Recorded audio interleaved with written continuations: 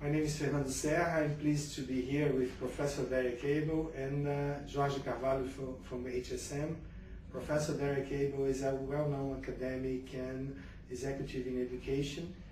He's a former president of IMD and also the founder of European School of Management in Berlin.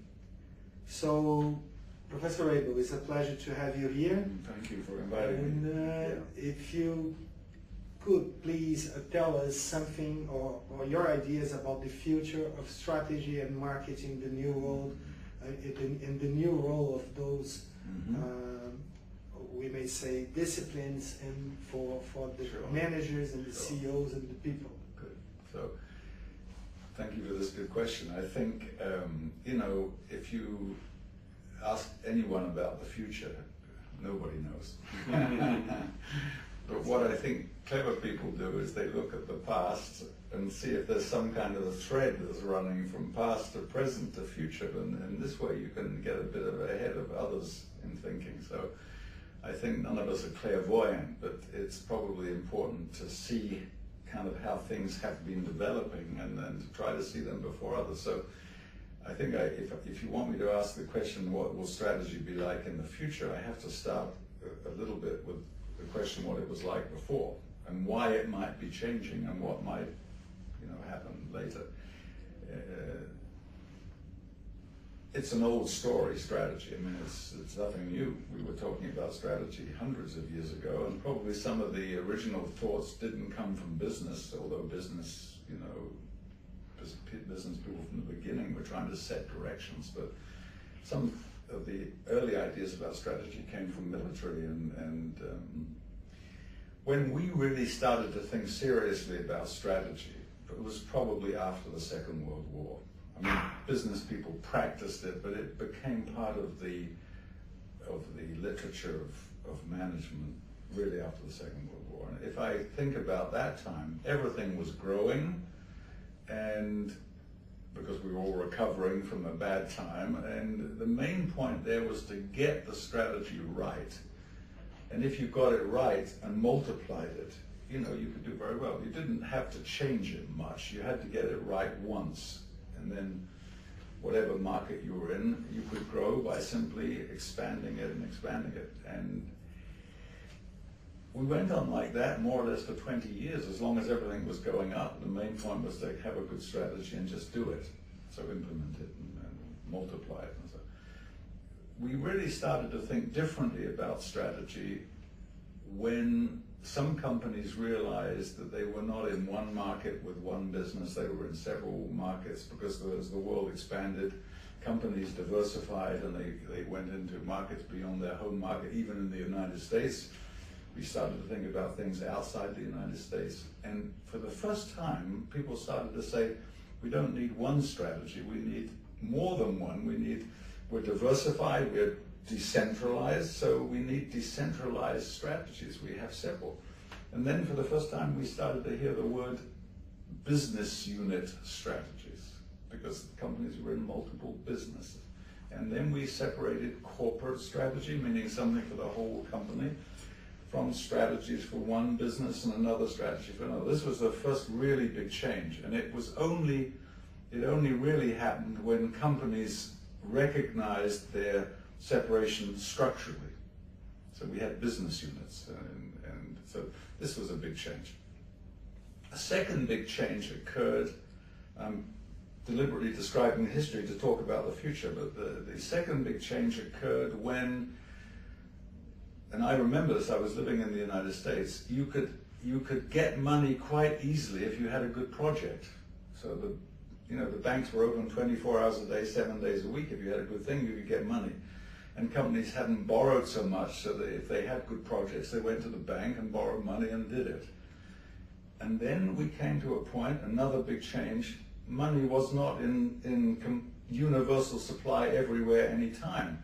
And some companies started to realize that if they wanted to fund one of these business units, they had to de-invest in some other business. I mean, it was like you had a sort of a portfolio. You had to make choices. This business can grow and needs money, And this business is perhaps rather cash rich and could provide the money. And then that was a huge change, because before that we thought of every business would grow and every business would kind of be on its own steam strategically. And so the idea of a portfolio and the idea of some businesses being investment businesses and other businesses being kind of cash cow, that was the second big change that occurred.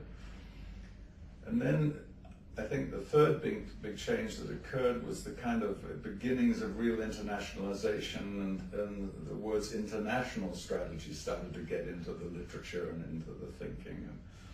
And so these things, the lesson we can draw from all this is that strategy has never been one thing, it's a moving target. If we learn something, one thing about strategy is it probably won't look tomorrow quite like it looks today. And these things have been continuing to accelerate. I think one thing that's now really different is that technology has played a huge role in the development of new products and new markets. And so a lot of companies start to think that strategy is somehow related to the technology dimension, not only. And so we hear a lot about technology strategy, and do we have the right technologies to compete in different markets?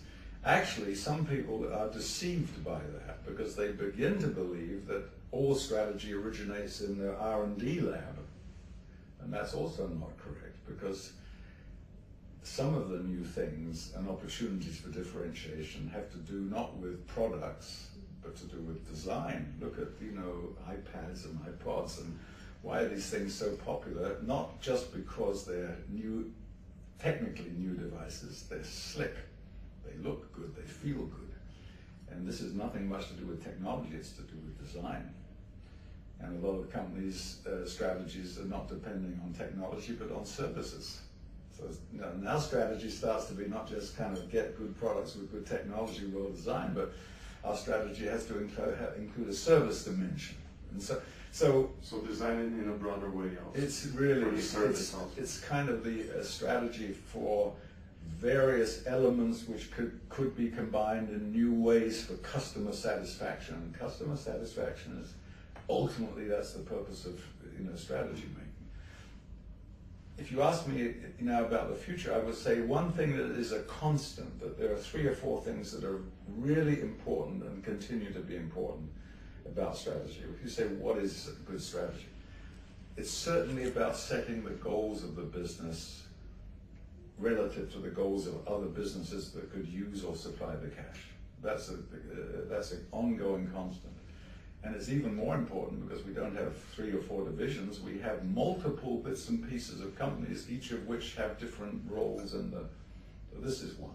A second dimension, and I was writing a book about this also, maybe it's 20 years ago now. The way you define the business, the scope of the business, continues to be a very important and somewhat neglected subject. But actually some companies win because they define the business from the beginning differently than others.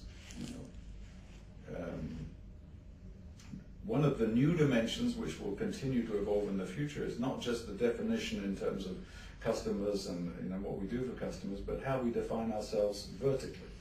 Where do we compete in this business chain? And the way it seems to be working is that many companies are outsourcing some of the things that they used to own, preferring to get out of the fixed costs and to compete actually by orchestrating what others do, not necessarily owning it all. We're going to see more of that because as we globalize, you see that the business chain is being supplied from one corner of the world for one part of the system and from another corner of the world. So this complexity of supply chains, much more diversified. Many people, when they say international, think it's about markets, but it's equally about supply. The best companies in the world are looking for the best people, and they don't care whether they come from Thailand or the middle of Africa or from Brazil. They're looking for the best wherever it is. And the strategy is more and more about finding out where the leverage points are in the world. And they're not all in the United States of America anymore, by any means. There's amazing things happening in parts of the world we could never imagine. And the people are doing things which are on the leading edge, and we didn't even know it was happening. And then suddenly we get a big surprise. So that's, I think, something that's really something to keep an eye on in the future. Not imagining that everything good is from the West, the best comes from the West. That's really dumb today. You have to look and see where great things are happening, and not, for the whole business, but wonderful things are happening which can affect your business. And that's really new. And I think another dimension which is new is we are now beginning to believe that entrepreneurship, initiative taking, is really where people are going to win and lose so strategy, yes, but I think companies are looking for people who take initiative like entrepreneurs. They act like entrepreneurs in the corporation. And entrepreneurs are renowned for not being great planners, not worrying too much about resources. They find opportunities more than worry about resources. So in the corporate world, we thought that strategy was about kind of understanding what you were good at and what resources you have and then trying to use it. Entrepreneurs teach us that it's the other way around.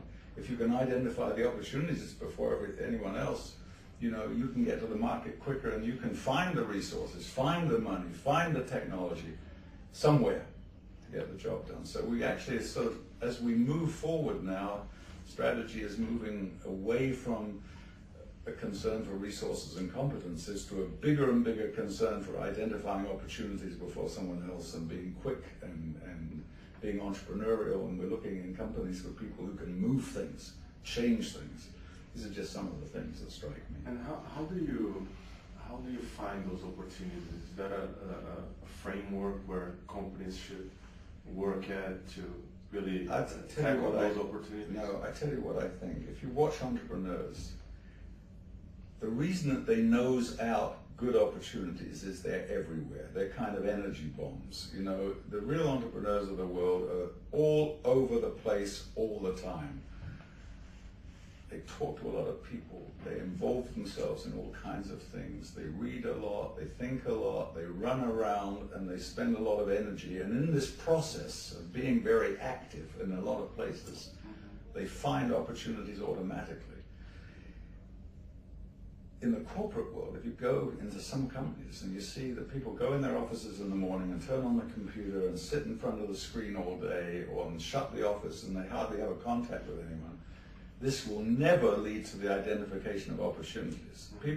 The entrepreneurs live a totally different lifestyle. So we've got to get more people in the companies out where the action is, running around, thinking, not just in their business corner, but thinking about other kinds of human activities. The entrepreneurs are doing all kinds of things. They learn, get new ideas, they go to concerts, they go to football games, they read books, watch the television, turn on this and that, and mostly they're with a lot of interesting people. So we've got sort of a very internal looking, heavy corporate world, which is not, it's not a matter of, there's no scheme for finding opportunities, it's the way you live, the way you behave. And I think that we see a huge difference between the energy level of entrepreneurs and the passion for something, and they kind of get turned on because they get some crazy new idea and they don't all work out, but if one doesn't work out, they find another one. In the corporate world, if something doesn't work out, we tend to put the door closed and say that's bad luck, you didn't make it. And entrepreneurs, we have a word in German, it's Stehaufmenschen. It's this little sort of, this plastic thing that if you put it down, it comes back up again because there's a weight in the base.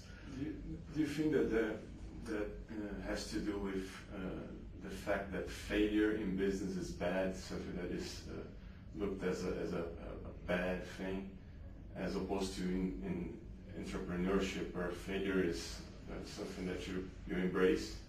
I think some corporations are not quite so blind, and they allow people to try a few things, and sometimes it works out and sometimes it doesn't. But some entrepreneurs really fail big time and still get up again. And I think it's difficult to do that in the corporate world. People are more tending to keep their heads down, not to risk too much, because they're supposed to perform and get results, and they don't kind of rush forward with quite the same passion. I think perhaps the word passion is also very important in the story of strategy. That if you ask me about the future of strategy, I would say it's going to be more passionate, and we will not have good strategies unless we have people behind them who have passion to actually do what they say they will do in their strategic plans. That's probably the companies who can get people engaged and can harness these passionate people who will then, mobilize others in the team to do something. That's something, I don't think strategy can be made by consultants, for example. It may be we went through a period when we needed a lot of analytical skill, competitive analysis and more marketing data and financial planning, and so we know how to do that now. And the missing part is you've done all that and you've got everything on the plan and nobody's doing anything. And the new strategy will come a bit the other way. Someone with passion will convince someone else that this is a great thing to do. They will have the data, the backup, but the main thing is the passion. And we'll see more of that, only because it doesn't work unless you have that. That's one of, I call that kind of the want to do, not just the can do and the could do, but the want to do. And probably, because you asked me earlier, the other dimension is the should do. We're in a world where the word should. We've understood finally that not everything is just business, business, business. The business of business is not just business. Business has an important role to play in the development of our societies, in the development of people, and good strategies will be a result of not just can do or could do, but also someone has a passion to do it, and it's something that's important to do for the society as a whole.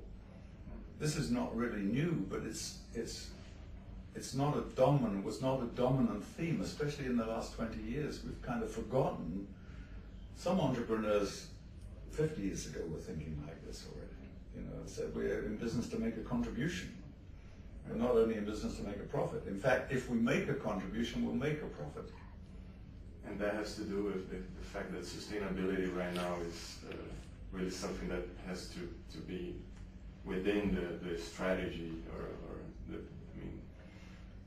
I think the word sustainability has two very distinct meanings, and we get a bit mixed up, but there's the word sustainability in an environmental, ecological sense, and of course that's important, but some of these problems are very deep and business can't solve all of them. So, and there's another word, sustainability, which means you want your company to be sustainable, meaning not just here today and gone tomorrow, but doing things progressively so that you stay on top of things, not just this year and 3 years or 5 years from now, but over a long period you continue to grow and prosper.